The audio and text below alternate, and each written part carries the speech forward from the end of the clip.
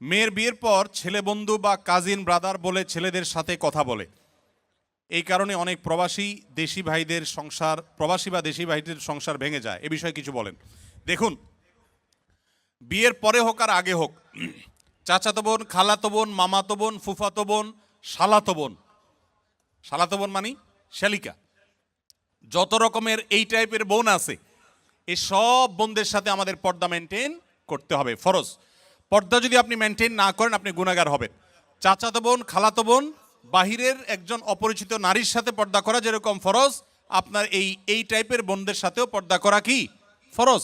বরং শ্যালিকার সাথে পর্দা আরও বেশি গুরুত্বের সাথে আপনাকে করতে হবে। বিধায় এই বিষয়ে যদি কেউ ঢিলামি করেন তাহলে সংসারে অশান্তি হবে, সেটা সবার ক্ষেত্রে প্রযোজ্য, প্রবাসী হোক আর দেশি হোক।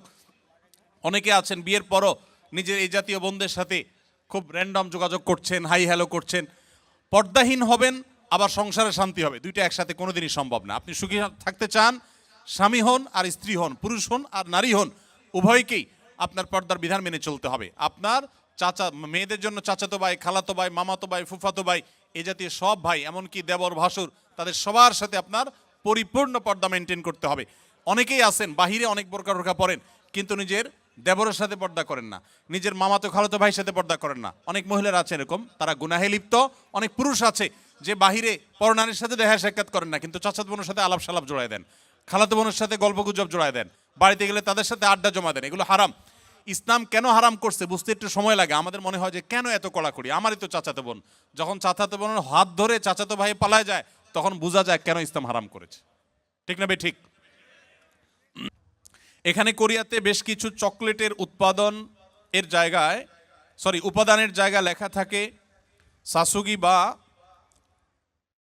থাক্কুগি, যার অর্থ গরু বা মুরগি, অথবা চকলেটগুলো সফট মিল্ক ফ্লেভারের চকলেট।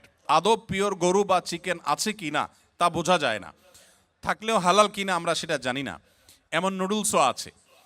এরকম চকলেট বা নুডলস খাওয়া আমাদের জন্য হালাল হবে কি না, প্রশ্নটি লিখেছেন ভাই আবির।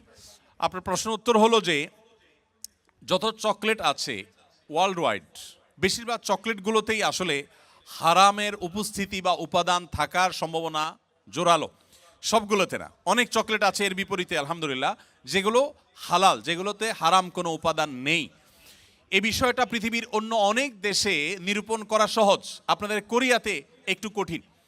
আপনি জাপানে গেলেও দেখবেন যে বিভিন্ন বাজারে, বিভিন্ন সুপার মার্কেটে, বিভিন্ন মার্টে, সুপার শপিং মলে আপনি দেখবেন যে চকলেট হোক, যে কোনো ফুড হোক, সেখানে স্ক্যান করে চেক করা যায় এটা হালাল কি হারাম, এখানকার উপাদান কি, সব ডিটেল জানা যায়। এবং হালাল সার্টিফিকেশন প্রতিষ্ঠানগুলো খুবই স্ট্রং সেসব দেশে, যার কারণে হালাল সার্টিফিকেশনের উপরে নির্ভর করা যায়। আপনাদের এখানে এখনও সেটা হয় নাই, তবে আলহামদুলিল্লাহ যেভাবে দিন দিন আমাদের প্রবাসী বাংলাদেশি ভাইরা বাড়ছেন, পাকিস্তানি, আরাবিয়ান, অন্যান্য দেশি ভাইরাও দিন দিন আসছেন, আশা করা যায় অচিরেই ইনশাআল্লাহ কোরিয়াতেও হালাল সার্টিফিকেশনের অথরিটি এরকম গড়ে উঠবে, তখন আপনাদের জন্য সহজ হবে। আপাতত যারা এখানে আছেন আমি তাদেরকে বলবো, আপনি এটার উপাদানের মধ্যে সন্দেহপূর্ণ কোনো কিছু থাকলে সেটাকে অ্যাভয়েড করবেন। মনে রাখবেন, সন্দেহপূর্ণ বিষয়কে অ্যাভয়েড করাটা খুবই জরুরি একটা বিষয়। যেটা আপনি নিশ্চিত হালাল জানবেন শুধু সেটাই গ্রহণ করবেন, আর যেটাকে সন্দেহ মনে হবে সেটা আপনি অ্যাভয়েড করে চলবেন। চকলেট না খেলে কি আমরা মারা যাব ভাই? কি বলেন? চকলেট না খেলে কি খুব বেশি অসুবিধা হবে আমাদের? অতএব আমরা যথাসম্ভব সন্দেহপূর্ণ খাবার অ্যাভয়েড করে চলবো, তাহলে ইনশাআল্লাহ হারাম থেকে বেঁচে থাকা সহজ হবে।